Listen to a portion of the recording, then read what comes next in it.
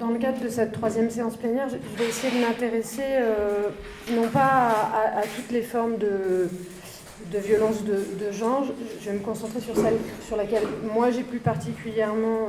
travaillé, à savoir les violences masculines dans le couple. Et plus précisément, je voudrais vous raconter de quelle manière les mobilisations féministes ont, dans des contextes nationaux différents, conduit les agents de l'État à écrire et à adopter des lois, faisant de l'arène judiciaire non plus un espace de juridicisation ou de répression ou de réparation des violences commises par les hommes au sein du couple,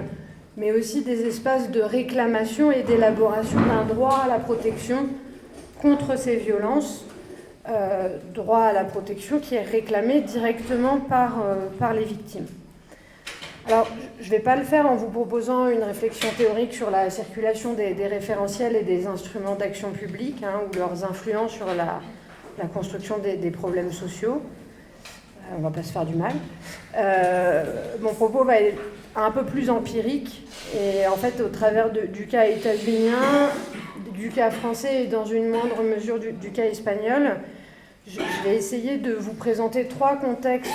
spécifiques d'élaboration et de mise en œuvre de ce droit à la protection, en insistant sur tout ce qui différencie ces configurations, mais aussi sur tout ce qui les rassemble, afin qu'on puisse ensuite réfléchir ensemble sur les processus de convergence et de divergence qui traversent ces 3 configurations législativo-judiciaires. Donc l'idée, c'est un peu d'analyser les temporalités et les conditions de mise à l'agenda de cette question de la protection judiciarisée des victimes de violences masculines dans le couple dans ces 3 pays, de rendre compte de la manière dont ce droit à la protection qui a été défini et réclamé politiquement par les féministes a été transcrit et opérationnalisé dans des systèmes juridiques et judiciaires spécifiques et potentiellement différents, et puis de s'intéresser à la mise en œuvre très concrète de ces 3 expériences de judiciarisation d'un droit à la protection dans ces différents contextes. Au final, il s'agira d'essayer de montrer qu'au-delà des différences en matière de temporalité, de modèles d'inscription dans la loi, de systèmes judiciaires existants, finalement, la judiciarisation de la protection des femmes victimes de violences masculines dans le couple, elle rencontre souvent des obstacles relativement similaires au sein des différents espaces nationaux que j'ai sélectionnés. Alors, j'ai sans doute préparé trop long, donc le moment où vous en avez marre, vous me coupez et on passe au débat. Alors, aux États-Unis, en France et en Espagne, comme dans de nombreux pays, la lutte contre les violences dites conjugales résulte en premier lieu de la mobilisation des groupes féministes. Ces militantes, en dénonçant les violences que les hommes font subir à leurs épouses, à leurs compagnes ou à leurs ex-partenaires, et en objectivant la fonction de ces violences dans la reproduction de l'ordre de genre, ont d'abord participé à rendre ce phénomène visible, elles ont ensuite participé à le rendre intelligible en proposant une interprétation politique, mais parce qu'elles étaient souvent concrètement investies dans l'accompagnement et la mise à l'abri des victimes, ces militantes féministes qui se sont spécialisées dans la question des violences au sein du couple ont aussi largement incité les pouvoirs publics à se saisir de ce problème. Elles sont devenues force de proposition, elles sont surtout devenues force d'expertise, et elles ont activement contribué, sinon à définir, du moins à orienter les politiques publiques de lutte contre les violences dites conjugales. En effet, si la plupart des associations féministes spécialisées dans la prise en charge des violences masculines dans le couple ont largement contribué à l'institutionnalisation et à la professionnalisation de lieux refuges visant à accueillir, à accompagner et à héberger les femmes victimes, elles ont aussi mené, dans des temporalités différentes mais tout de même, un important travail d'interpellation des pouvoirs publics. Et ce travail d'interpellation, il a pris la forme d'appels évidemment à financer leurs actions auprès des femmes victimes,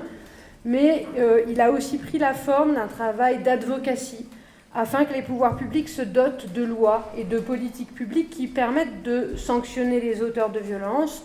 de porter assistance à leurs victimes aussi, en facilitant la séparation d'avec ces hommes violents. Alors aux États-Unis, la mobilisation des militantes féministes sur le terrain du droit, elle a été particulièrement précoce. Elle a été plus tardive en Europe et particulièrement en France, et on va avoir l'occasion de le voir au travers de ces 3 exemples. Donc je voudrais d'abord revenir sur le rôle pionnier des juristes féministes américaines dans l'invention et la généralisation d'un droit à la protection des femmes victimes de violences à l'intérieur du couple, au travers de l'invention et de la généralisation de ce qu'aux États-Unis on appelle les Restraining Order for Domestic Violence ou Protective Order for Domestic Violence. Alors, s'agissant de l'implication précoce des féministes américaines dans la criminalisation des violences masculines dans le couple, les travaux de Pauline Delage l'ont très bien montré. Aux États-Unis, les militantes féministes, et plus particulièrement parmi elles les juristes, ont précocement investi le domaine juridique. Elles ont puisé dans leur savoir juridique, dans leur savoir-faire judiciaire, et elles ont utilisé l'arène judiciaire pour dénoncer d'abord l'absence de traitement et de prise en charge des violences conjugales par les autorités, et puis ensuite elles s'en sont servies pour inviter les États, et puis plus généralement l'État fédéral, à agir sur un plan légal. Pour ce faire, elles ont développé 3 répertoires d'actions récurrents. Le premier, c'est la mobilisation des opportunités offertes par l'État pénal états-unien via l'appropriation d'outils juridiques qui étaient déjà existants et l'instrumentalisation d'affaires judiciaires pour publiciser certaines situations, pour attaquer aussi des fois directement les autorités et obtenir qu'elles agissent. Deuxième répertoire d'action, c'est d'inciter au vote de lois qui oblige les différents acteurs du système judiciaire, les policiers, les procureurs, les juges, à prendre en charge les affaires de violences conjugales portées à leur connaissance. Et puis, troisième répertoire d'action, c'est la participation à l'institutionnalisation d'une législation relative à la criminalisation des violences conjugales et à la collaboration avec les instances judiciaires chargées de mettre en œuvre ces législations. Alors en effet, dans les années 70, la justice pénale américaine traite avant tout la violence conjugale comme une question privée. Elle applique alors une politique de non-pénalisation puisque globalement, la police est encouragée à traiter ces violences comme des affaires civiles. Les policiers sont invités à séparer les parties ou à faire office de médiateur au moment de l'altercation. Et je vous encourage à réécouter une vieille chanson de Tracy Chapman qui raconte assez bien ça, dont là tout de suite le nom m'échappe, mais je pourrais vous retrouver si ça vous intéresse. Alors jusqu'au milieu des années 80, près de la moitié des États ne permettaient pas, par exemple, à la police de procéder à des arrestations dans les cas de violences domestiques s'il n'y avait pas de blessures visibles sur la victime ou si les forces de l'ordre n'avaient pas elles-mêmes été directement témoins de l'abus, de l'acte de violence commis. Alors une bonne partie de la stratégie juridique mise en place par les juristes féministes états-uniennes consiste alors, dans les années 70, à s'approprier les répertoires d'action de la lutte pour les droits civils et droits civiques, à la fois les droits civils de la première vague ainsi que les mobilisations autour des droits civiques des populations afro-américaines, pour essayer de faire valoir le droit des victimes. D'abord pour faire avancer la jurisprudence relative aux violences conjugales, ensuite pour faire reconnaître l'absence de reconnaissance institutionnelle de la violence conjugale comme une forme de discrimination faite à la classe des femmes, mais aussi pour tenter de promouvoir les bonnes pratiques expérimentées localement pour qu'elles fassent l'objet d'appropriation dans les différents États, voire à un niveau fédéral. Alors par exemple, en 1977, afin de dénoncer et de sanctionner l'intervention lacunaire des policiers, les avocates féministes ont initié des procès en recours collectif contre les services de police de la ville d'Oakland, en Californie, ou contre les services de police de New York. Et quelques années plus tard, en 1984, il y a le procès Truman versus Torrington, qui va sanctionner les services de police de la ville de Torrington, au Connecticut, donc selon une même logique. Et à terme, les féministes vont obtenir la mise en place dans tout le pays de programmes de formation destinés aux forces de l'ordre, suite à ces condamnations des forces policières. Alors, comme l'a montré Abigail Sagi dans le cadre de la lutte contre le harcèlement au travail, les juristes américaines ont pu déconstruire, s'agissant du harcèlement sexiste et sexuel au travail, les juristes américaines, elles ont pu déconstruire l'approche endocentrée du harcèlement en présentant ces violences au travail comme une forme spécifique de violence, non pas comme une forme de violence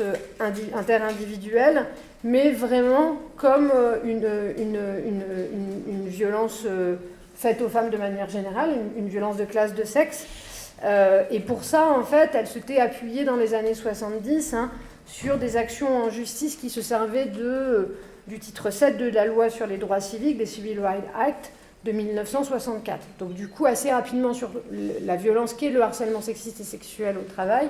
il y a pu avoir cette dimension c'est pas qu'une violence interindividuelle, c'est une violence de genre, c'est une violence qui est faite à l'ensemble des femmes et qui participe plus globalement au maintien d'un ordre genré dans le monde du travail. Ce travail-là, il n'a pas été... Enfin, en tout cas, ce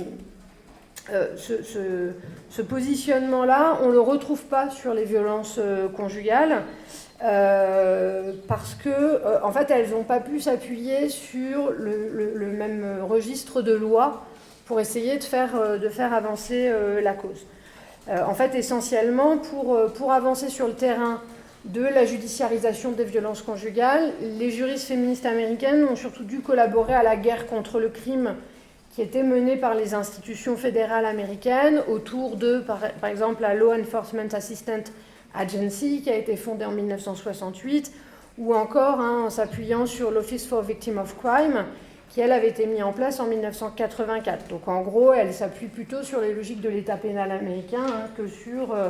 la question des droits civiques et de la lutte contre les discriminations. Alors, toutes ces institutions de lutte contre le crime, elles ont activement participé à financer le travail des associations. Elles ont encouragé la construction de projets aussi entre les acteurs du monde associatif féministe et puis les acteurs institutionnels, mais évidemment dans un sens de criminalisation des violences. Donc, je vous parlais tout à l'heure des systèmes, notamment de la formation des policiers, mais il y a eu aussi des programmes qui ont visé à encourager les collaborations entre le secteur associatif et le secteur judiciaire.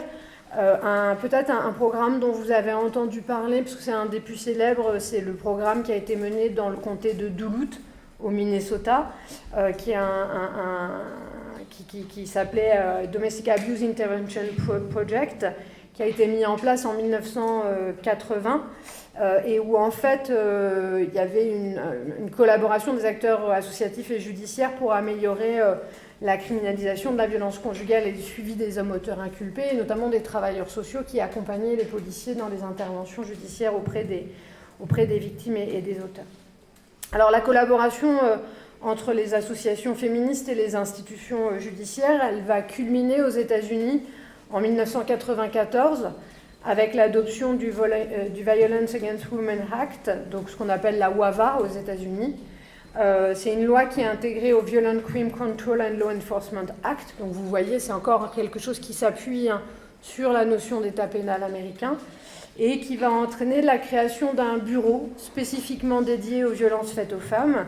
au département de la justice américaine, the Office of Violence Against Women. Et si le WAVA va réformer le traitement pénal et civil des violences conjugales dans toute une série de domaines, par contre, il ne va pas donner lieu à une réflexion sur le fait que cette violence à l'intérieur du couple, elle est une forme spécifique de violence de genre, et ça a une conséquence, c'est que ça ne va pas entraîner la création d'un délit ou d'une procédure sexo-spécifique. C'est-à-dire qu'il y a des lois contre la violence dans le couple, mais qui concernent aussi bien les hommes que les femmes et qui ne différencient pas les actes en fonction du sexe de la personne qui les a commis ou de la nature du couple dans lequel on est. Est-ce qu'on est dans un couple hétérosexuel ou de gens de même sexe? Alors, sur le plan pénal, les mobilisations féministes américaines pour protéger les victimes, elles ont surtout visé à criminaliser les violences masculines dans le couple, à rendre aussi cette criminalisation effective, c'est-à-dire qu'il ne s'agit pas juste de dire que c'est illégal, encore faut-il que la loi soit adoptée. Et pour cela, elles ont encouragé des expérimentations qui souvent ont conduit à la généralisation d'un certain nombre d'instruments procéduraux. Aux États-Unis, les 2 instruments les plus utilisés, c'est ce qu'on appelle la politique dite d'arrestation obligatoire, le mandatory arrest, c'est-à-dire en fait sans mandat, sans requête des victimes, à partir du moment où les policiers interviennent sur une scène de violence conjugale, ils sont obligés d'embarquer l'auteur. Alors avec un effet pervers, c'est que lorsqu'ils considèrent que les violences sont réciproques, alors que ça peut être des violences défensives, les victimes sont elles aussi arrêtées et concernées par la procédure pénale. Et puis il y a ce qu'on appelle le no drop policy, donc les politiques d'interdiction d'arrêt des poursuites, qui font que, en fait, même si on n'a pas une bonne victime, même si on n'a pas une victime qui accepte de participer à la procédure, a priori, le parquet n'a pas le droit d'abandonner les poursuites. Alors, en effet, compte tenu de la nature fédérale des États-Unis, les politiques pénales qui sont menées dans les États, elles ne sont jamais uniformes. Elles sont généralement expérimentées à l'échelle de certains États fédérés, et puis les partis pris juridiques au fondement de ces instruments de criminalisation des violences vont ensuite peu à peu se répandre à l'échelle du pays, moyennant certaines variations ou spécificités étatiques. Bon, par ailleurs, la OAVA, qui est revotée et amendée toutes les 5 ans, va aussi sans conteste contribuer à doter ces mécanismes d'intervention, de criminalisation,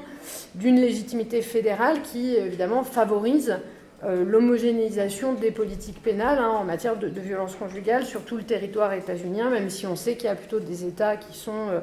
victim-friendly et plutôt, à l'inverse, des États qui seraient plutôt favorables aux auteurs. Notamment, la OAVA, elle a créé un crime de violence conjugale qui implique plusieurs États. Tous les États ne le reconnaissent pas, mais une partie importante des États américains le reconnaissent. A aussi œuvré, par exemple, à la mise en place d'un titre de séjour spécifique pour les femmes étrangères victimes de violences. Alors, en théorie, l'intérêt de ces 2 dispositifs dont je viens de vous parler, le mandatory arrest et le no drop policy, du point de vue féministe, l'intérêt de ces 2 instruments, c'est qu'ils font reposer la responsabilité de la pénalisation, de la criminalisation des victimes sur la puissance publique plutôt que sur les victimes, ce qui vise notamment d'abord à les déculpabiliser, à essayer aussi de faire qu'il y ait moins d'effets de retour ou de vengeance de la part de l'auteur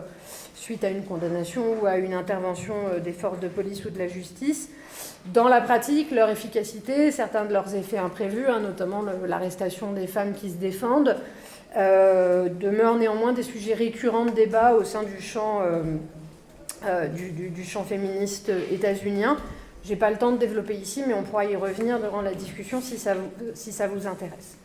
Alors, là, je vous ai plutôt parlé de programmes de criminalisation parce que c'était ce qu'il y avait... ça a été des moteurs importants, mais parallèlement à ces 2 instruments de criminalisation, les féministes américaines ont eu une autre manière, notamment les juristes féministes américaines ont eu une autre manière d'envisager la question de la judiciarisation des violences conjugales au travers de dispositifs qui visaient plutôt à protéger les victimes, donc via la création, la diffusion donc, des Restraining Orders for Domestic Violence. Alors, les juristes qui ont milité en faveur de ces outils judiciaires, elles avaient pour objectif de permettre aux victimes de violences conjugales de faire valoir leur droit à être protégées indépendamment de toute procédure ou toute évaluation pénale, puisque c'est le cas dans le système américain, mais c'est aussi le cas dans le système français. Vous savez que quand l'État poursuit, c'est pas la victime qui... C'est pas parce que vous avez porté plainte que vous décidez des poursuites. C'est le procureur, le ministère public qui décide des poursuites et vous n'êtes qu'un témoin assisté. Et donc finalement, ce n'est pas vous qui avez la possibilité de lancer l'action judiciaire. Donc là, l'idée, c'était de créer un dispositif d'empowerment qui permette, en fait, indépendamment de ce que pense la justice pénale de la gravité des faits, de demander à pouvoir être protégé. Donc ces instruments, ces procédures, donc qu'on appelle Protective Order ou Restraining Order, sont des procédures qui généralement sont des procédures de nature civile, même s'il peut arriver qu'elles puissent être délivrées par des tribunaux pénaux dans certains États. Et généralement, elles sont prises en charge par ce qu'on appelle donc les family courts, qui sont un peu l'équivalent de nos affaires familiales à nous, ou par des tribunaux civils généralistes, hein, donc qui s'occupent de procédures bien plus larges, comme les expulsions locatives, etc. Alors, le premier dispositif de ce type, il a vu le jour en 1976 dans l'État de Pennsylvanie, avec la promulgation du Pennsylvania Protection from Abuse Act. Il a été promu par les militantes féministes de l'État, et cette ordonnance de protection qui était adaptée aux cas de violence conjugale et qui avait la particularité d'être ouverte à la fois aux couples mariés mais aussi aux couples non mariés ou séparés, a ensuite fait l'objet d'une appropriation assez rapide par les militantes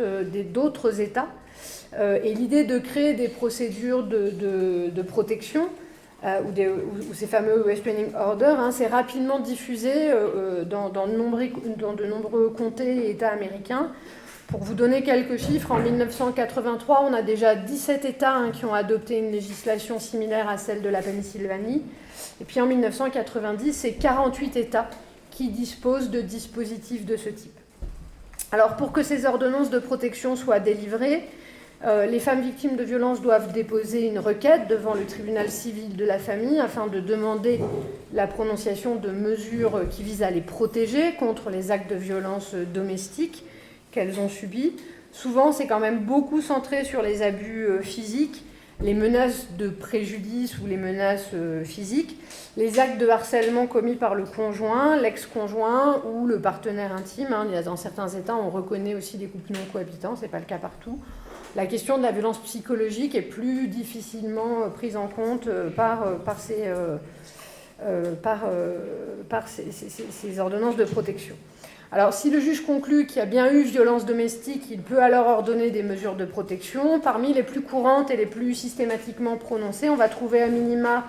d'ordonner à l'agresseur de s'abstenir de toute autre violence ou menace, d'ordonner à l'agresseur de ne pas s'approcher de la victime, d'ordonner à l'agresseur de quitter le domicile conjugal, y compris lorsque ce domicile lui appartient, au moins temporairement, hein, et on confie la garde des enfants aux parents non violents. Avec le temps, ces ordonnances de protection, elles ont été enrichies, et dans un certain nombre d'États, on a aussi des mesures telles que d'ordonner l'évacuation de la maison par l'auteur, mais qu'il continue à payer le loyer, de permettre à la victime aussi de conserver l'usage exclusif de certains biens personnels, par exemple comme la voiture, même si ce n'est pas elle qui en a le bien de propriété, le titre de propriété, pardon. On a spécifié aussi ce que c'était que de ne pas entrer en contact avec la victime, donc notamment en spécifiant que les contacts par téléphone, par courrier, par mail sont interdits. On a aussi précisé les zones dans lesquelles les auteurs n'avaient pas le droit d'aller, à proximité d'école des enfants, à proximité du travail de la victime, dans les lieux où la personne va faire ses courses, par exemple. Enfin, donc on précise. Il y a aussi des obligations de traitement thérapeutique qui peuvent être mis en place. Et puis, progressivement, ont été mis en place aussi des mesures qui visaient à organiser la séparation parentale, avec la mise en place de l'élaboration des conditions de droit de visite des enfants mineurs, le montant des pensions alimentaires, ce genre de choses, voire la limitation aussi des droits de visite vis-à-vis des enfants mineurs. Alors, dans la plupart des États, il existe 3 types d'ordonnances de protection. Les ordonnances de protection dites définitives, c'était elles au départ qui étaient les plus courantes, hein, et la délivrance de ces ordonnances de protection, elle nécessite la tenue d'une audience dont la date et l'horaire sont notifiés aux 2 parties, puisqu'il faut que ce soit une audience contradictoire. L'agresseur présumé doit connaître la date de l'audience pour pouvoir s'y rendre et s'y défendre. Et dans ces audiences, les 2 parties vont présenter leurs témoignages, vont présenter leurs preuves, donc on a une symétrisation des situations, et le juge va déterminer s'il y a violence domestique ou non. Alors cette forme d'ordonnance de protection, elle est évidemment la plus légitime d'un point de vue juridique, Elle est la moins contestée par les juges, puisqu'elle répond aux exigences constitutionnelles du procès équitable, puisqu'on a une procédure contradictoire dans laquelle les droits de l'homme mis en cause sont respectés et il a la possibilité de se défendre. Alors, elle résulte d'une audience programmée. La victime et l'agresseur ont connaissance de l'affaire. Ils ont eu l'occasion d'être entendus par le tribunal. Ils connaissent aussi les pièces qui vont être produites par les uns et par les autres. Deuxième type d'ordonnance qu'on appelle les ordonnances de protection mutuelle. Ce sont des ordonnances qui sont prononcées, en fait, lorsque les juges refusent de trancher. Ce sont souvent d'ailleurs des ordonnances qui sont protégées par des juges qui ne sont pas formés aux questions des violences conjugales. Et qui vont considérer qu'en fait, ça ne relève pas de la violence, ça relève d'un conflit qui dégénère. Et donc là, on va avoir finalement des interdictions qui vont être posées aux deux membres du couple pour éviter la réitération du conflit. Et puis, troisième catégorie d'ordonnances qui tend à de plus en plus se développer, ce qu'on appelle les ordonnances temporaires ou les ordonnances ex parte.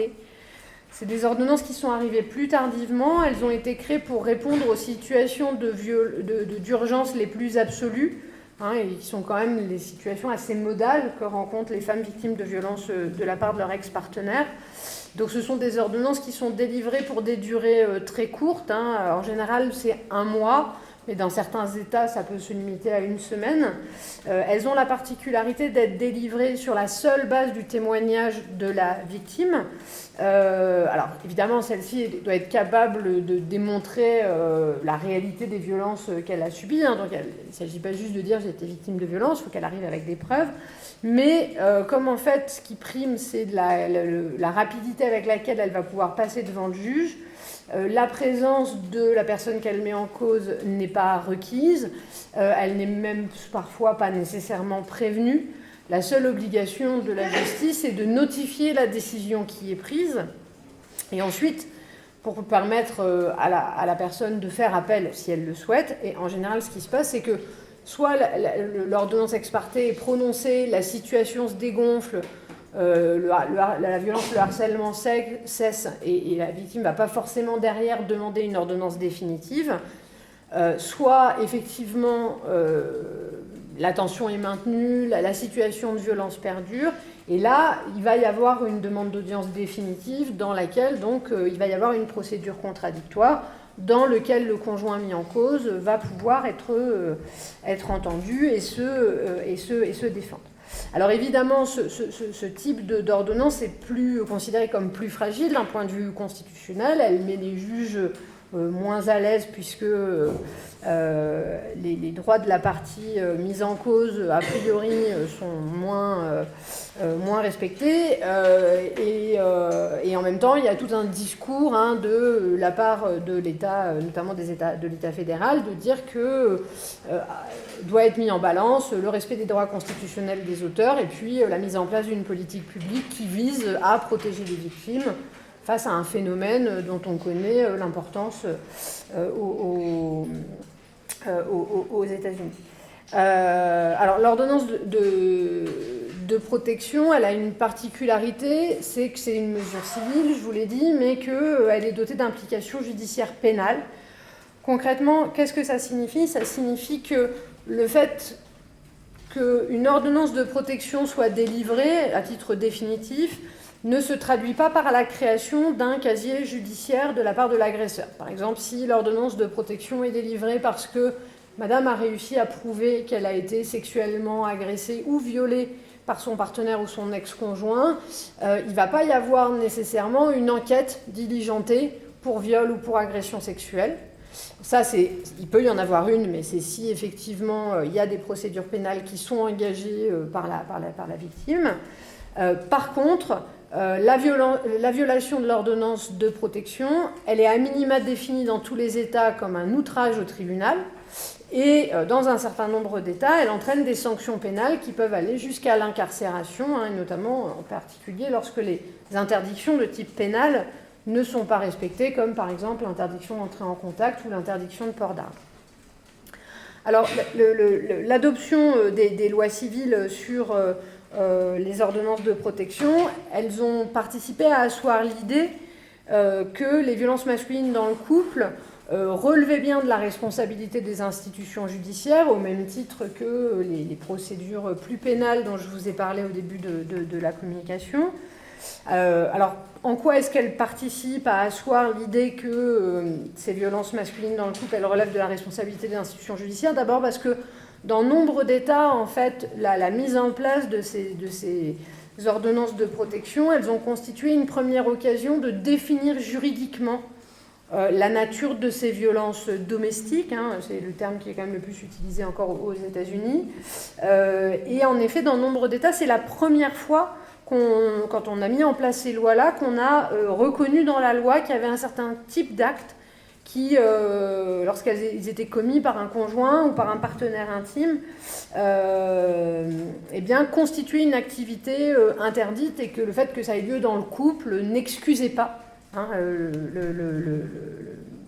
la perpétuation de ces actes. D'autre part, le fait que le non-respect de ces ordonnances ait des implications judiciaires, et notamment pénales, a contribué à changer le regard de la police sur les faits de violence dans le couple. En effet, alors que la police dans les années 70 avait plutôt été formée à considérer la violence domestique comme un échec de communication, comme le produit d'un manque de compétences relationnelles en matière de gestion des conflits dans les familles, la délivrance des ordonnances de protection, elle est venue leur rappeler qu'il convenait en réalité de traiter la violence conjugale comme une affaire domestique. Par ailleurs, la WAVA, donc la loi fédérale de la WAVA, a participé aussi du coup à homogénéiser tout ça en disant que justement, elle propose une définition générique de ces procédures en rappelant qu'elles sont émises dans le but d'empêcher les actes violents ou menaçants ou le harcèlement contre le conjoint, le contact ou la communication et la proximité physique donc avec la personne menacée. Donc c'est une définition qui est importante parce qu'elle pose les jalons d'une première définition juridique de la violence conjugale dans la législation fédérale américaine, même si on le voit, c'est très très basé sur encore la violence physique ou la menace de violence physique, et que les violences psychologiques sont encore peu pris en compte. Alors, si on s'intéresse maintenant aux avantages et aux limites de ce dispositif aux États-Unis, alors l'ordonnance de protection, elle offre des atouts de taille aux victimes de violences masculines dans le couple. D'abord, elle permet aux femmes de s'émanciper de la tutelle des procureurs, puisque dans le cadre des poursuites pénales, on l'a dit, les victimes ne sont pas moteurs des procédures, ce sont les procureurs qui vont décider ou non du bien fondé de poursuivre l'auteur, de ce qu'il faut demander comme mesure de protection. Par ailleurs, ces poursuites peuvent avoir lieu avec ou sans leurs accords. Donc à partir des années 70, évidemment, alors aujourd'hui avec les politiques de non-job policy, c'est moins un problème, mais lorsqu'en tout cas les ordonnances de protection sont mises en place dans les années 70 aux États-Unis, ça permet aussi de contourner les réticences de la police, des procureurs et des tribunaux pénaux à prendre en charge ces situations de violence, et donc des situations de violence qui auraient dû être prises en charge par le pénal étaient prises en charge par les familles courtes pour obtenir des décisions. Le deuxième avantage, c'est que ces restrictive orders, ces restraining orders, reposent sur les règles et les preuves relatives aux procédures civiles. Ce sont donc des procédures qui sont explicitement conçues non pas pour condamner des gens pour des actes passés, mais pour prévenir des conduites illégales futures. En conséquence, ça veut dire quoi? Ça veut dire que dans la plupart des États, les preuves que les victimes doivent fournir pour attester des violences, alors d'un côté, elles doivent les fournir elles-mêmes, alors que dans le cadre d'une procédure pénale, c'est la police qui va fournir les preuves. Mais là, en l'occurrence, les preuves qui sont demandées, elles sont moins importantes. Et elles sont moins exigeantes que les normes pénales, et la notion de doute raisonnable, qui peut empêcher parfois la reconnaissance des violences, ne peut pas être mise en avant, et donc c'est plus facile en fait de faire reconnaître l'existence des violences. Troisième élément qui est intéressant pour les victimes, c'est que l'ordonnance de protection permet d'obtenir des mesures plus rapidement qu'au pénal, puisque, effectivement, comme elle vise à dissuader des abus futurs plutôt qu'à sanctionner des activités criminelles passées, il y a beaucoup moins de délai entre le moment où la mesure est demandée et le moment où elle est accordée. Pour vous donner un exemple, hein, dans un tribunal civil, une audience préliminaire est généralement programmée en un jour ou deux, alors que, en suivant le dépôt de la requête de protection, quand les procès pénaux pour violences domestiques mettent entre 6 à 8 mois à être audiencés, du fait à la fois de la surcharge des tribunaux, mais aussi des stratégies dilatoires qui sont mises en place par les avocats de la partie mise en cause et qui visent à repousser au maximum les audiences. Par ailleurs, les ordonnances de protection, elles permettent d'obtenir en une seule audience des mesures pénales de sécurisation des victimes, mais aussi des mesures civiles qui, en pratique, sont elles aussi de nature à sécuriser la séparation, puisqu'elles permettent de déterminer les conditions de garde des enfants, la fixation d'une pension alimentaire, le partage de certains biens matrimoniaux ou communs, comme le domicile, la voiture, par exemple, et notamment avant la prononciation du divorce, qui, elle, peut être beaucoup plus lente à intervenir lorsque les couples sont mariés. Quatrième élément qui est important, c'est que les ordonnances civiles de protection, elles entraînent beaucoup moins de coûts pour les victimes que les poursuites pénales. Plus précisément, la simple délivrance d'une ordonnance de protection a d'abord un effet, c'est qu'elle ne compromet pas, par exemple, l'emploi de la partie mise en cause, alors que dans le cas d'une arrestation, le conjoint violent risque de perdre son emploi, ce qui veut dire aussi perdre pour la victime la principale source de revenus de la famille. Donc là, en l'occurrence, ça permet d'obtenir protection sans forcément qu'il y ait des conséquences économiques dramatiques. Ça permet d'éviter aussi une éventuelle incarcération, ce qui pour certaines femmes est important parce que la personne qu'elles font incarcérer, c'est pas n'importe qui, c'est en général le père de leurs enfants. Donc il y a des enjeux symboliques, familiaux qui sont importants. Et puis les audiences coûtent aussi beaucoup moins cher parce qu'il n'y a pas autant de frais d'avocat et souvent c'est plus facile de bénéficier de services pro bono dans le cadre de ces ordonnances de protection que dans le cadre de procès pénaux. Alors au final, lorsque ces ordonnances sont délivrées, ces décisions de justice, elles ont potentiellement pour effet du coup d'autonomiser les victimes, elles peuvent être perçues comme un outil d'empowerment. Lorsqu'elles sont assistées d'un avocat compétent, elles ont aussi la possibilité de mieux contrôler la procédure qu'au pénal, puisque ici elles ont un statut véritablement d'actrice et pas seulement de témoin assisté. Elles récupèrent souvent aussi la jouissance de leur domicile, de biens essentiels, et puis elles disposent aussi d'un moyen de pression sur leur ex-compagnon, dans le sens où c'est elles qui ont la possibilité d'alerter ou non la police en cas de violation. Alors ça peut paraître paradoxal et illogique de se dire qu'on obtient un papier qui vous permet d'obtenir l'intervention systématique de la police et de ne pas l'utiliser comme ça, mais en réalité, ça peut devenir aussi un outil de négociation pour obtenir des choses, notamment dans la négociation des gardes parentales, de la pension alimentaire, etc., du type t'es venu rôder, soit je te dénonce, soit tu payes la pension alimentaire. Voilà, ce qui permet d'obtenir des choses. Alors en pratique, il y a aussi plusieurs limites qui pèsent sur le fonctionnement de ces protective et au restraining order. D'abord, le fait que malgré les dispositions légales qui permettent de recourir aux ordonnances de protection, il y a plusieurs facteurs qui vont limiter leur utilisation généralisée. Le principal obstacle tient au fait que l'ordonnance repose sur le pouvoir discrétionnaire des juges et le fait qu'au départ, je vous l'ai dit, il y avait de nombreux juges qui étaient réticents à délivrer des ordonnances de protection, en particulier ces fameuses ordonnances temporaires ex parte où le contradictoire n'est pas nécessairement respecté. Dans les archives, on trouve effectivement notamment des notes de certains juges qui militent activement dans certains tribunaux en interpellant leurs collègues, en leur disant « faites attention à ces procédures-là, il faut être extrêmement prudent, etc. » avant de les délivrer. Et souvent, alors même que la loi ne le prévoit pas, l'idée c'est d'éviter que des actes de violence soient commis, les juges vont exiger la commission antérieure de violences domestiques graves avant d'émettre une ordonnance de protection, comme si finalement ce qui faisait la preuve du danger, c'était que la violence ait déjà eu lieu au moins une fois, et plus la violence a été grave, et plus la preuve du danger est évidente. Donc, en résumé, si on a bien que l'application de ces lois a été confiée, et alors c'est intéressant, c'est que on a des réticences des juges qui continuent, alors même que les cours d'appel et la Cour suprême américaine ont à plusieurs reprises réaffirmé la légitimité notamment de ces audiences ex parte, c'est-à-dire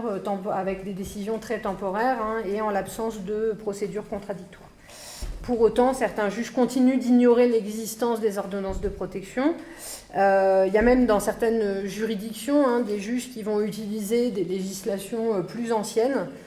pour éviter d'avoir recours aux ordonnances de protection. C'est le cas dans de nombreux comtés du Texas, par exemple. C'est pas complètement surprenant, vous vous en doutez. Alors, les limites qui sont imposées dans les ordonnances une autre manière de voir l'ambivalence de l'institution judiciaire vis-à-vis des ordonnances de protection ex parte, c'est aussi de voir la nature des mesures qui sont ou non accordées dans le cadre de ces auditions ex parte. Par exemple, dans certains comtés, on peut obtenir une audience ex parte à n'importe quel moment du jour et de la nuit. À l'inverse, il y a des États où elles sont impossibles à obtenir la nuit et le week-end, alors que c'est évidemment précisément les moments où les femmes sont les plus en danger.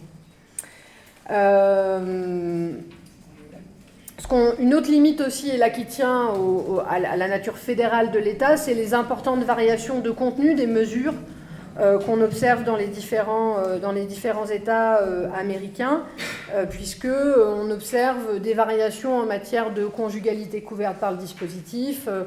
Il y a des États où on ne peut l'obtenir que si on est marié, il y a des États où on ne peut l'obtenir que si on est un couple hétérosexuel, il y a les conditions d'obtention du dispositif qui peuvent varier, la durée et la nature des mesures qui sont prononçables par les juges.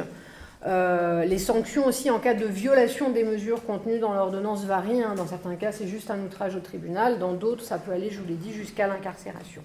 Donc on a des États qui sont très victim-friendly, comme les États du Middle West ou du Nord-Ouest. Sans surprise, c'est évidemment les États les plus conservateurs du sud-est des États-Unis qui enregistrent le niveau de conformité le plus faible avec les attentes fédérales. Une autre difficulté, c'est que pour être vraiment efficaces et appliquées, ces ordonnances de protection, elles doivent être connues de la part des services de police. C'est-à-dire qu'en gros, les services de police doivent en obtenir des copies ou au moins avoir une source fiable, facilement accessible, des termes de l'ordonnance. Parce qu'effectivement, la victime, elle, a une copie de son ordonnance de protection, mais il y a toujours une crainte de la police, finalement, que les informations données par la victime soient fausses et de s'exposer à une arrestation arbitraire ou à une fausse arrestation. Et donc, du coup, il y a eu tout un travail qui a été fait à partir de 1994 par l'État fédéral pour, au départ par les féministes pour essayer de convaincre à l'échelle des comtés de faire des enregistrements des ordonnances de protection délivrées pour qu'au moins les polices locales elles puissent passer des coups de fil dans les tribunaux pour savoir s'il y avait bien des ordonnances existantes. Et puis avec la loi Wawa de 1994, il y a l'idée de créer des bases valables à l'échelle du pays. Alors, ces initiatives, elles commencent en 1994. Aujourd'hui, c'est le FBI qui gère désormais le registre national des ordonnances de protection dans le cadre de son centre national d'information sur la criminalité. Alors, quand je vous disais que ce n'est pas un petit phénomène, on estime aujourd'hui qu'il y a entre 600 000 et 700 000 ordonnances permanentes de protection qui ont été délivrées aux États-Unis. C'est évidemment un chiffre qui sous-estime considérablement le nombre réel d'ordonnances de protection. D'abord parce que toutes les ordonnances temporaires ex parte dont je vous ai parlé, qui sont les ordonnances les plus fréquentes, ne sont pas référencées. Et ensuite parce qu'il y a un certain nombre d'États qui refusent de renseigner ces bases-là. Alors certains sur des bases militantes, d'autres simplement sur des logiques de coupes budgétaires parce que pour que l'information soit transmise, il faut qu'il y ait quelqu'un qui s'en charge et ça coûte de l'argent. Alors, voilà un peu pour la sociogénèse de ce dispositif tel qu'il il est apparu aux États-Unis. L'idée maintenant, c'est de voir comment cet instrument, il a circulé, il a fait l'objet d'une appropriation à l'échelle européenne. Donc avec cette idée d'une nécessité de protéger judiciairement les femmes victimes de violences masculines dans le couple, indépendamment des politiques de répression ou de réparation des violences. Et là, je vais m'appuyer, ce qui m'intéresse, c'est surtout le cas français, mais pour comprendre ce qui se passe en France, il faut regarder ce qui se passe quelques années avant en Espagne, en 2004. Alors, si les juristes états-uniennes sont à l'origine de la conception du principe de l'ordonnance de protection et que les États-Unis sont le premier pays à avoir transcrit dans le droit civil l'idée qu'il était possible de différencier la problématique judiciaire de la protection de la problématique judiciaire de la criminalisation, on compte aujourd'hui, selon l'ONU, 86 pays qui se sont dotés d'une législation qui permet la délivrance d'ordonnances de protection, avec principalement deux grandes différences. Des États où ces ordonnances de protection sont délivrées par la police, sont de très courte durée et concernent peu de mesures, et des ordonnances de protection qui sont délivrées par le système judiciaire, qui sont généralement plus longues et plus couvrantes en termes de situation.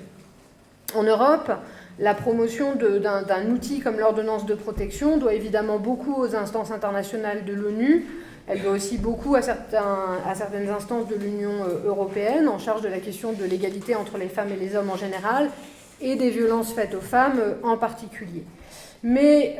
la manière dont les États se sont appropriés ce principe de la protection judiciarisée doit aussi beaucoup au rapport que les féministes spécialisées dans cette forme de violence, le rapport que ces féministes entretiennent vis-à-vis du droit, vis-à-vis du champ judiciaire, et puis il dépend aussi beaucoup de la direction dans laquelle ces féministes ont regardé, de qui elles se sont inspirées, auprès de qui elles ont été chercher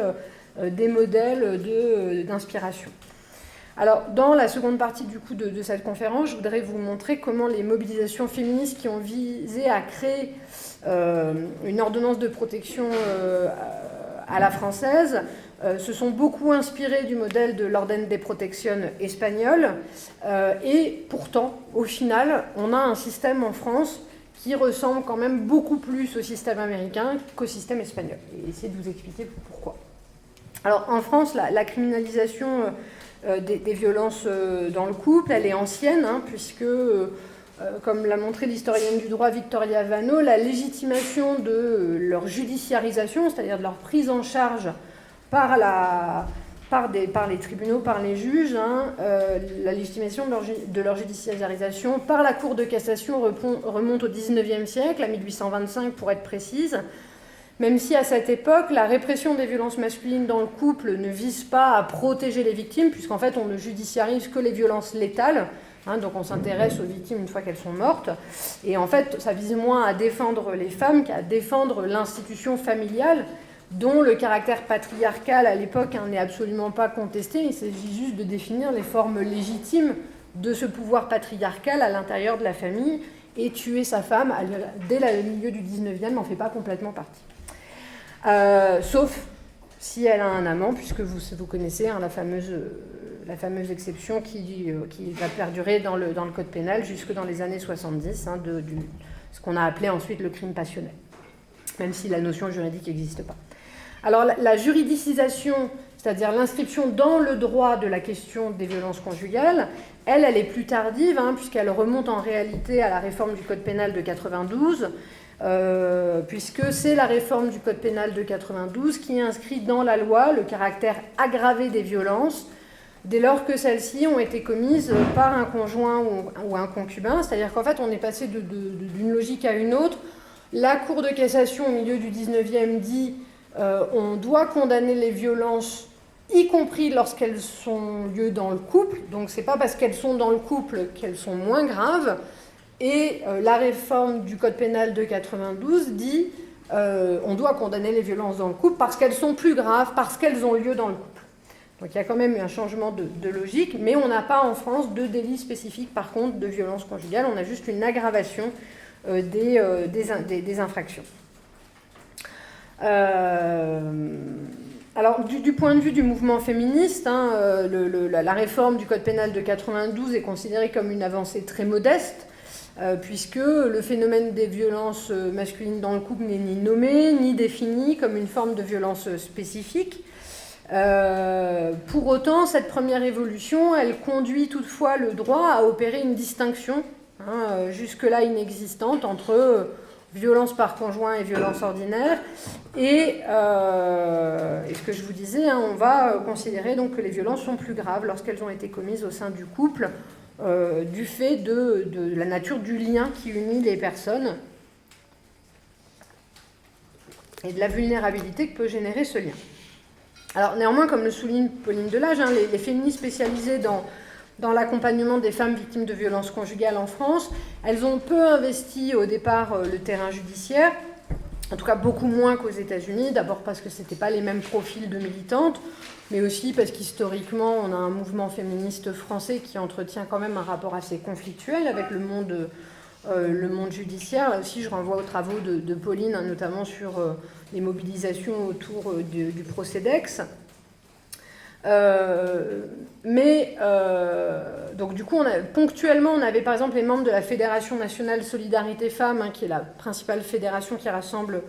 les associations qui prennent en charge les femmes victimes de violences conjugales. Elles avaient pu prendre des positions pour se déclarer favorables à la judiciarisation ou à la criminalisation des violences dans le couple, mais on n'avait pas connu en France un mouvement de cause lawyering équivalent à celui qui a pu exister et être mis en place par les féministes états-uniennes. En fait, le positionnement des féministes françaises vis-à-vis de la justice et du droit connaît un véritable turning point en fait en 2004, notamment lorsque les féministes espagnoles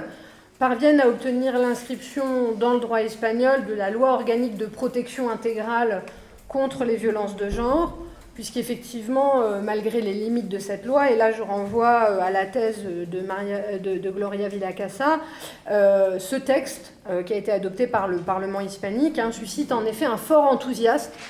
au sein des différentes scènes sociales qui, en France, composent l'espace de la cause des femmes, à la fois dans le secteur associatif, le secteur étatique, mais aussi même le secteur académique.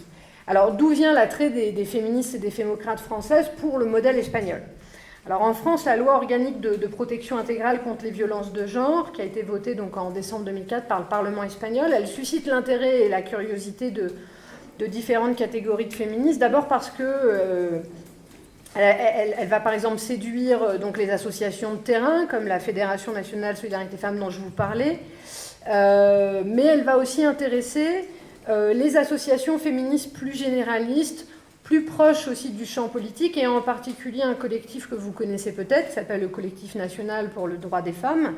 qui a été fondé en 1996 dans le sillage des luttes sociales de l'automne et de l'hiver 95, et qui est un collectif qui s'est montré particulièrement actif dans la bataille pour la parité au tournant des années 2000, et là je renvoie aux travaux d'Éléonore Lépinard et de Laure Bérigny, sur la bataille de la parité. Alors, l'attrait qui est exercé par la loi cadre espagnole dans l'espace français de la cause des femmes tient d'abord au fait que l'Espagne est le deuxième pays de l'Union européenne après la Suède, et surtout au sein de l'Union européenne, le premier pays de droit continental, c'est-à-dire un droit assez proche du droit français, a adopté une législation sexo-spécifique sur les violences conjugales. En effet, la Suède, c'est le premier pays européen qui avait inscrit une procédure de type ordonnance de protection dans son droit. C'était en 1988.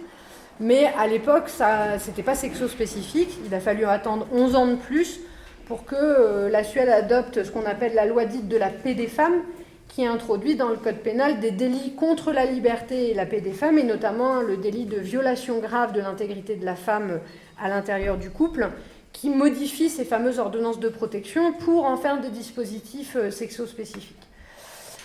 Donc là, pour la France, l'intérêt, c'est de dire jusqu'à présent, on nous a toujours présenté les ordonnances de protection comme des dispositifs finalement qui relèvent de la common law, qui relèvent du droit anglo-saxon. Là, on a un pays de droit continental avec un système juridique qui est proche du nôtre, qui met en place l'ordonnance de protection. Donc, on peut espérer que ce soit importé chez nous aussi.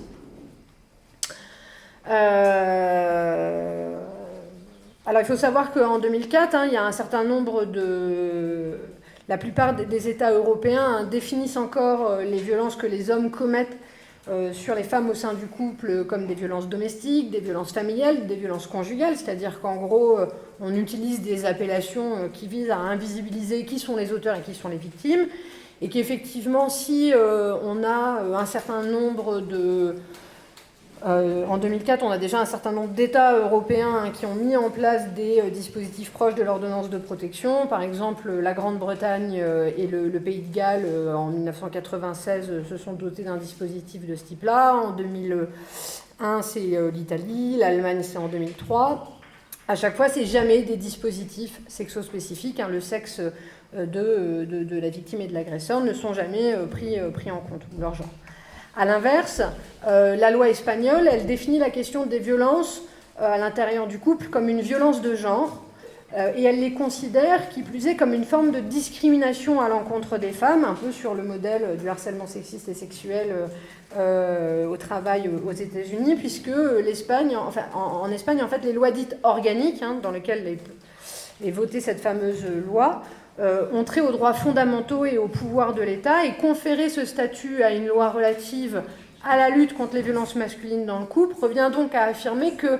la protection contre cette forme spécifique de violence ne s'inscrit plus dans une logique assistentialiste, mais qu'elle est juridiquement reconnue comme un droit des femmes que l'État est dans l'obligation de faire respecter. Et donc, évidemment, pour les féministes françaises de la Fédération nationale Solidarité Femmes ou du Collectif national du droit des femmes, l'attrait que suscite cette loi organique ne se limite pas à sa propension à redéfinir les violences masculines au sein du couple, mais plutôt à les redéfinir comme des violences qui entretiennent des liens structurels avec les inégalités entre les hommes et les femmes, et en fait en les définissant comme la manifestation à l'échelle de la famille des inégalités structurelles qui traversent plus généralement les sociétés en termes de système de genre.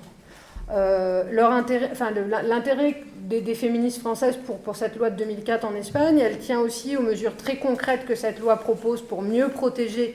les femmes. La première mesure qui intéresse les féministes françaises, c'est la mise en place de juridictions exclusivement dédiées aux violences masculines. C'est ce qu'on appelle des tribunaux de violence sur la femme,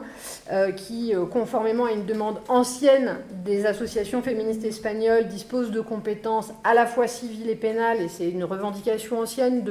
aussi des féministes françaises de dire la distinction civile-pénale dans le cadre des violences conjugales n'a pas de sens, puisqu'on est dans des incriminations pénales qui se déroulent à l'intérieur d'une institution civile, et donc la distinction du civil et du pénal ne fait pas sens. Alors, avec la limite près que toutes les associations féministes ne sont quand même pas favorables à l'instauration de ce qu'elles appellent une justice de genre et de juridiction spécialisée sur les violences de genre. Il y a des groupes comme la VFT, par exemple, qui sont absolument opposés à cette idée-là. Là aussi, on peut en débattre. Par exemple, moi, à titre personnel, j'y suis absolument pas favorable non plus, mais on peut en parler. Et puis, la seconde chose qui intéresse, c'est qu'effectivement, il y a dans cette loi l'idée de confier à ces juges d'instruction qui sont mis à la tête des tribunaux des violences sur la femme, un dispositif de protection, donc une ordonnance de protection, définie spécifiquement comme sexo-spécifique. Et cette procédure, donc, elle est connue sous le nom d'Orden de Protección, qui s'appuie sur des mesures de protection. Enfin, alors, comment dire ? En fait, comment est-ce qu'ils ont procédé ? C'est qu'il existait depuis 2003 en Espagne une mesure de protection pour lutter contre la violence dans le couple, mais qui était gender blind, c'est-à-dire et qui visait à la fois qui pouvait être demandé par une femme victime de violence de la part de son conjoint, par un homme victime de violence de la part de sa conjointe, ou par des violences commises par des ascendants ou des descendants. En fait, cet acte de protection gender blind, il est conservé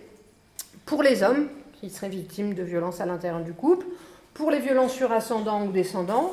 mais par contre, toute violence commise par un homme sur sa compagne relèvera désormais de l'ordonnance de protection sexo-spécifique qui est mise en place par la loi de 2004,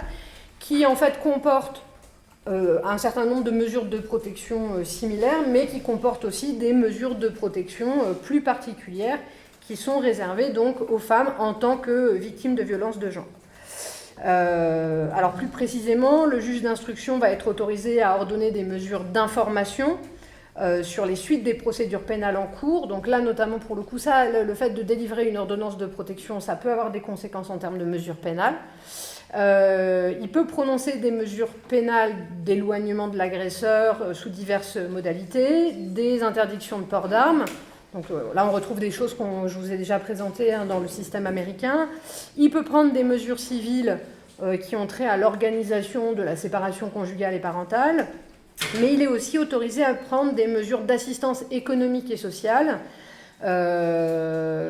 Alors ça peut être de l'assistance juridique spécialisée gratuite, des mesures de régularisation pour les femmes étrangères, une aide au relogement, des aides d'insertion socio-professionnelle, etc. Alors le dispositif espagnol, il se distingue par contre du principe des restraining orders à l'américaine sur 2 points. D'abord, l'ordre de protection, bien qu'essentiellement centrée sur la protection des femmes victimes de violences masculines dans le couple, elle ne peut être délivrée qu'à condition que la victime ait porté plainte au pénal. Donc il y a une dimension pénale qui est beaucoup plus affirmée. Donc à la fois, on retrouve la même logique d'abaissement du régime de la preuve, puisque ce que nous dit la loi, c'est que pour que cette ordonnance de protection soit délivrée, il faut qu'il y ait des indices sérieux que des faits de violence domestique ont bien été commis et qui placent la victime dans une situation de risque. Mais il faut quand même qu'il y ait eu un dépôt de plainte, ce qui n'est pas nécessairement le cas aux États-Unis, où vous le verrez en France, en tout cas en théorie. Et le deuxième élément, c'est que les fémocrates, les militantes féministes, les juristes espagnols, elles sont parvenues à imposer juridiquement l'idée que les violences masculines que les hommes commettent à l'intérieur du couple devaient cesser donc de relever de cette catégorie générique de la violence domestique pour être désormais définie comme une violence de genre, et donc mais aussi avec pour effet que on n'est pas ici dans un droit dérogatoire, c'est-à-dire c'est pas parce qu'on serait sur une forme de violence un peu spécifique qu'on aurait du mal à saisir que du coup il faudrait aussi un droit un peu plus fragile, un peu moins respectueux des libertés fondamentales, mais bien que en fait ce droit-là il est légitime parce que la violence conjugale, les violences masculines à l'intérieur du couple ne sont pas qu'un problème privé, c'est un problème public qui affecte l'ensemble de la société espagnole et qui est en fait simplement le symbole, et là je cite la loi, hein, le symbole le plus brutal de l'inégalité entre les hommes et les femmes au sein de la société espagnole.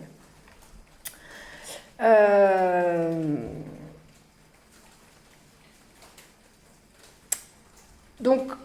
le but de cette loi-là, elle n'est pas uniquement de protéger les femmes. Alors évidemment, il y a un enjeu très pratique et très immédiat de protéger les femmes victimes de violences conjugales, mais les 3 piliers qui structurent cette politique-là, c'est la modification des structures patriarcales qui génèrent cette violence, le renforcement des droits sociaux des femmes victimes et l'amélioration de leur protection judiciaire. Mais donc c'est une loi qui a une volonté plus générale de transformation des rapports de genre à l'intérieur de la société espagnole, ce qui n'est pas le cas dans les restraining orders américains, et vous verrez ce qui n'est pas du tout le cas non plus dans les ordonnances de protection à la française. Je peux juste répéter les 3... Ouais, excusez-moi. Donc c'est modification des structures patriarcales qui génèrent cette violence, le renforcement des droits sociaux des femmes victimes et l'amélioration de la protection judiciaire, tant du point de vue civil que pénal. Alors, qu'est-ce que ça donne si on regarde du côté de la mise à l'agenda parlementaire maintenant, en France, de cette ordonnance de protection ?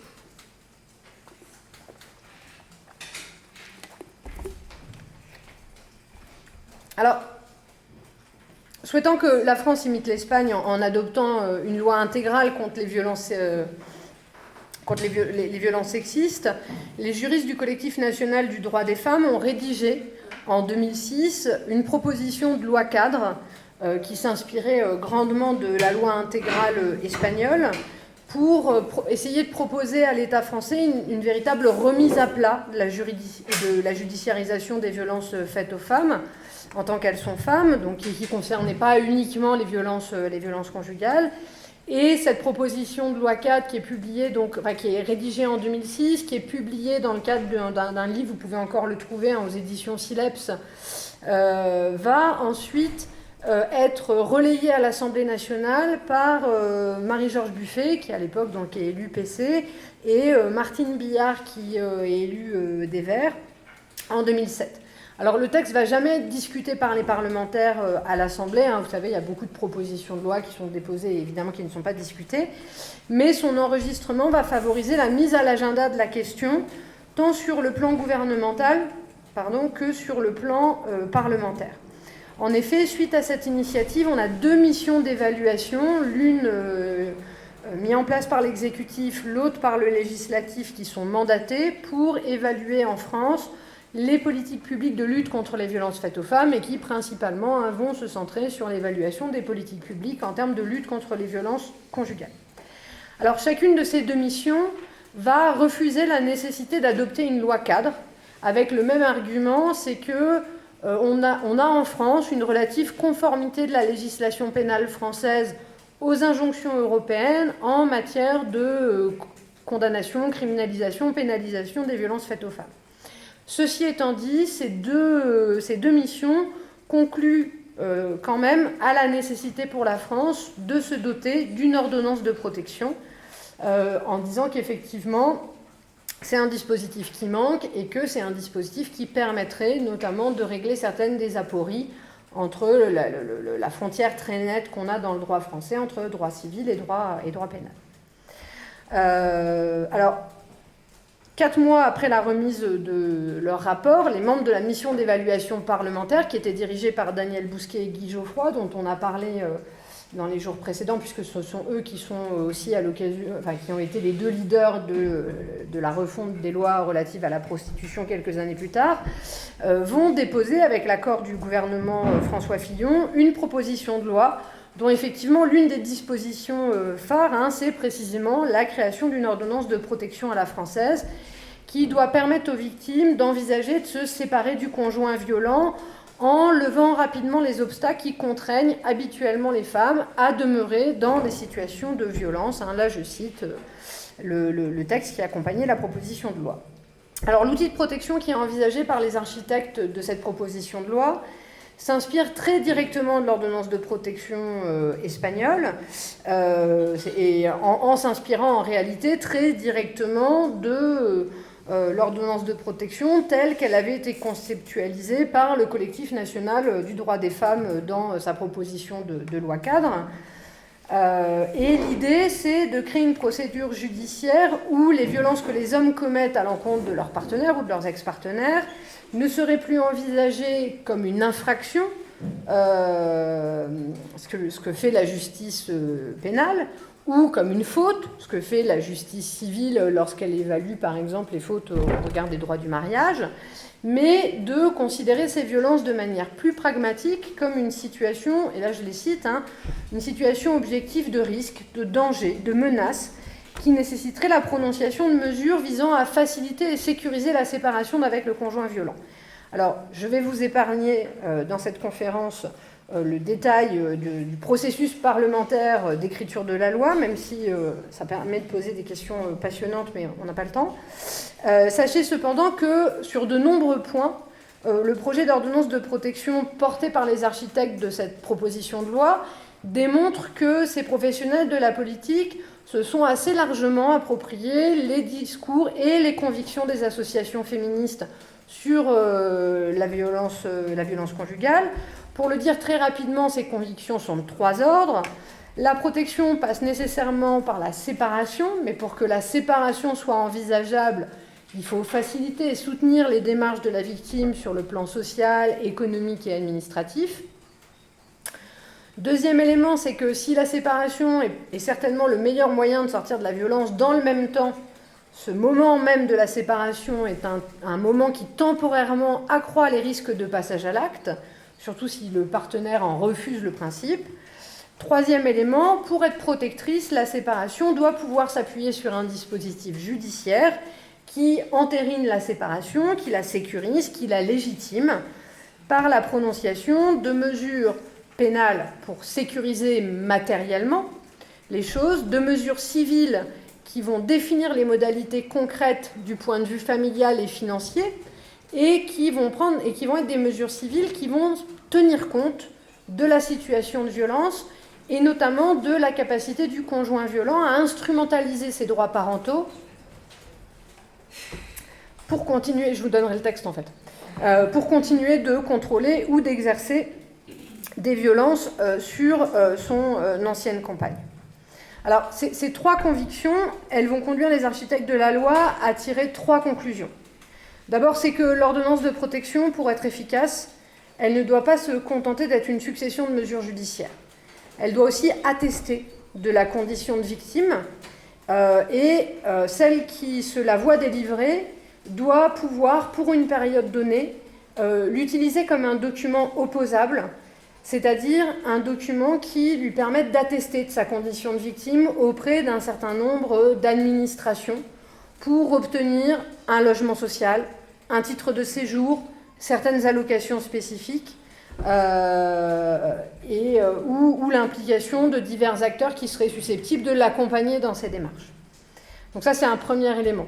Alors après, ça pose une question technique, c'est qu'est-ce qu'un document opposable auprès des administrations ? C'est un document qui peut attester de la réalité des violences dans le cadre d'un procès pénal.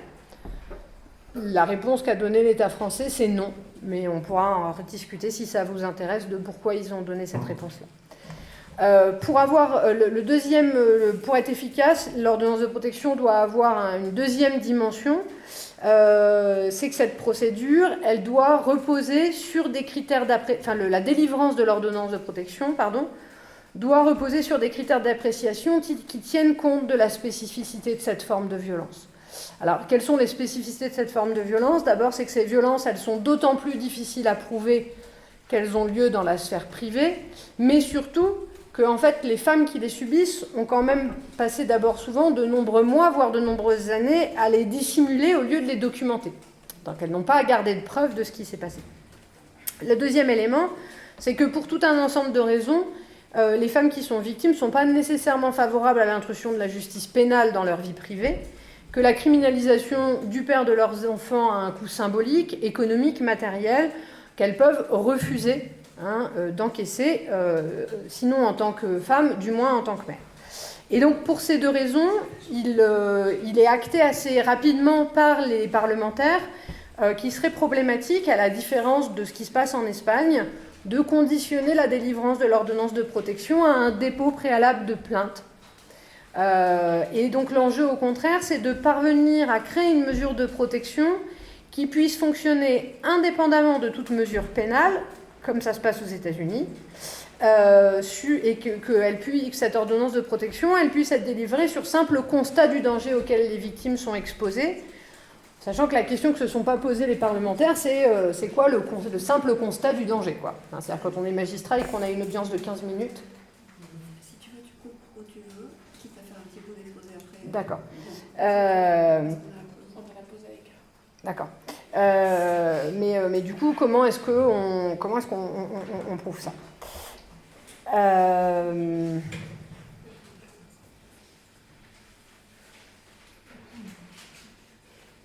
Alors, au final, la loi qui a été votée, elle va se distinguer de deux manières de l'ordonnance de protection espagnole. C'est d'abord, les parlementaires ont refusé le caractère sexo-spécifique de cette ordonnance de protection. On a même refusé le fait de parler de violences faites aux femmes dans la loi du 9 juillet 2010. On parle de violences on parle de violences faites aux femmes parce qu'il y a un aspect sur le viol et de violence à l'intérieur du couple pour ce qui a trait à l'ordonnance de protection. Donc on lui refuse son aspect sexo-spécifique et on refuse de l'insérer dans des juridictions spécialisées, puisque effectivement, si les parlementaires avaient bien intégré une partie de l'expertise féministe, ils avaient aussi bien intégré une partie des résistances de l'institution judiciaire qui avait trait au caractère sexo-spécifique de loi contre la violence au motif de l'universalisme républicain et de l'universalisme du droit français, et aussi au motif que c'était pas possible de créer des juridictions centrées sur le genre, notamment pour des questions économiques et matérielles, c'est-à-dire que autant ça pourrait avoir, il y a suffisamment de délits, par exemple dans un tribunal comme celui de Paris, de Bobigny ou de Toulouse, mais quid du tribunal de Verzon, de Cahors, qui vont être trop petits pour qu'on puisse avoir ce type de juridiction et que ça allait créer des inégalités territoriales. Donc, au final, l'ordonnance de protection telle qu'elle fonctionne en France, elle est beaucoup plus proche du modèle américain, puisqu'effectivement, on va avoir l'ordonnance de protection en France, elle est délivrée par la justice familiale. Ce sont les juges d'affaires familiales qui les délivrent, et les juges sont autorisés à les délivrer chaque fois que on leur apporte, ils estiment que les violences dénoncées sont vraisemblables et mettent vraisemblablement en danger les personnes qui les dénoncent. Donc on a un régime d'allègement de la preuve, comme aux États-Unis, à la différence près que le dispositif est systématiquement un dispositif contradictoire, que c'est le système ex parte dont je vous ai parlé aux États-Unis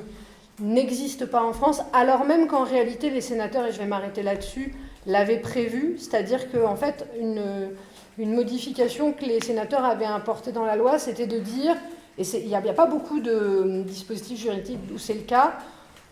le juge aux affaires familiales, dans le cadre d'une ordonnance de protection, il peut s'auto-saisir à tout moment. À quoi ça sert cette disposition ? L'idée c'était,